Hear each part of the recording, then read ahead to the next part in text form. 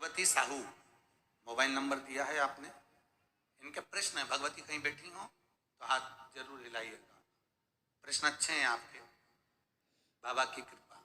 कहीं बैठी हो तो हाथ जरूर हिलाना। भगवती साहू आप ही ने लिखा है, दोनों हाथ हिला दो एक बार। श्री शिवाय नमस्तुभ्यम। आपका पत्र प्राप्त हुआ, बहुत सुंदर प्रश्न है आपका। गुरुजी, पशुपति व्रत में जो 6 दिए लगाए जाते हैं उसमें बत्ती गोल लगाना चाहिए कि लंबी लगाना चाहिए? प्रश्न बहुत अच्छा है, एक बार जोरदार ताली बजाओ भगवती साहू के लिए। बहुत अच्छा प्रश्न है। हमने पहले भी कथा में कहा कि शंकर भगवान के मंदिर में पार्वती भी है, शिव भी है, दोनों विराजमान।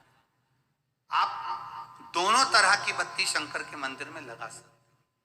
जहां देवी के मंदिर में अकेली देवी होती है तो वहां पर फिर लंबी बत्ती का क्रम आ जाता है। पितरों की पूजन हो रही होती है, लंबी बत्ती का क्रम आ जाता है।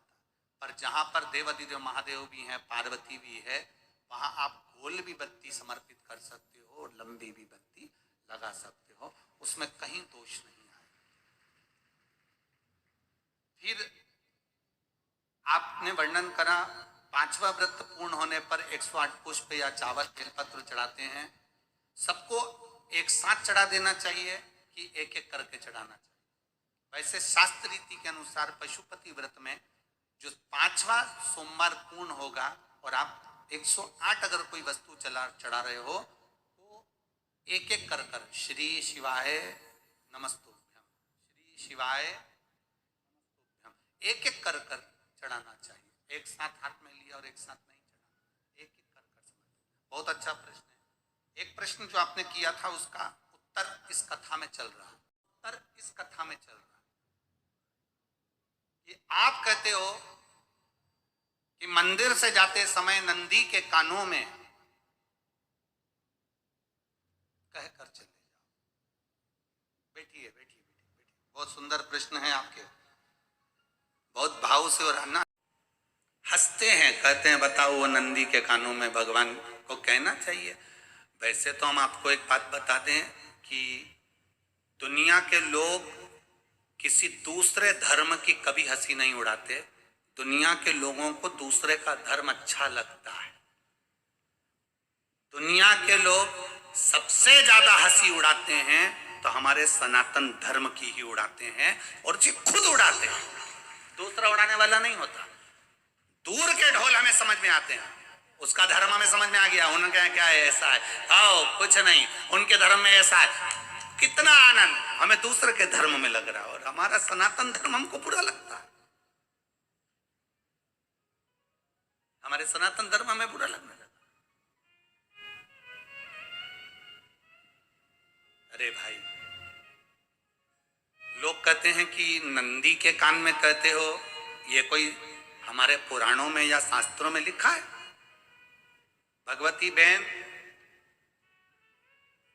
साहू, आपको धन्यवाद देना चाहूंगा और एक बात कहना चाहूंगा। जितनी भी शिव महापुराण के अंतर्गत चाहे उपाय जो बताए जाते हैं कि बेलपत्री ऐसे चढ़ाना, काली मिर्च ऐसे चढ़ाना, चावल ऐसे चढ़ाना, धतूरा का क्या महत्व है, शमी के पत्ते का क्या महत्व है, बेलपत्री के पत्ते का क्या महत्व है, ये जितनी भी बातें बताई जाती हैं ये सब पुराण के अंतर्गत से बताई जाती है। अब दुनिया के लोग इसको चाहे टोटका कह दें, चाहे दुनिया के लोग इसे टोना कह दें, पर पुराण से हटकर कुछ नहीं। और आप लोगों को अगर बोला है कि नंदी के कान में कहकर भगवान शंकर के मन में बात पहुंचे तो ये क्यों कहा, तो ये भी हमारी शिव महापुराण में लिखा है, जलंधर के चरित्र में। घर लेकर जाने लगा,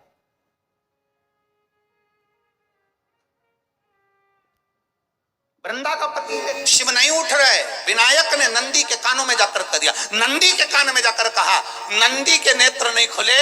नेत्र किसके खुले? जम के बोलो, महादेव के खुले, शिव जी के खुले। ये मन का तार, नंदी शंकर की आराधना कर रहे थे, शिव अपनी भक्ति में डूबे थे। यहां कहा यहाँ पहुंचा, जो दिल में था उस तक बात पहुंच गई।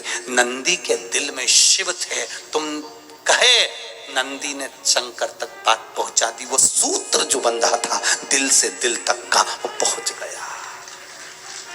वो सूत्र जो दिल से दिल तक बंधा हुआ था, मन से बंधा हुआ था, खबर वहां तक पहुंच गई। अपार हो, समस्या बड़ी हो, बहुत तकलीफ हो, बहुत कष्ट हो, एक लोटा जल जब महादेव को चढ़ाने के लिए जाओ, चढ़ाकर 2 क्षण मंदिर के अंदर नंदी के पास 2 क्षण बैठकर मेरे महादेव को निहारना, अपने दिल की बात उसके पास में बैठकर नहीं भी कहोगे ना, तो नंदी के पास मात्र बैठ भी गए, उस नंदीश्वर के पास मात्र बैठ गए, तो वो तुम्हारे दिल की बात समझ जाएगा।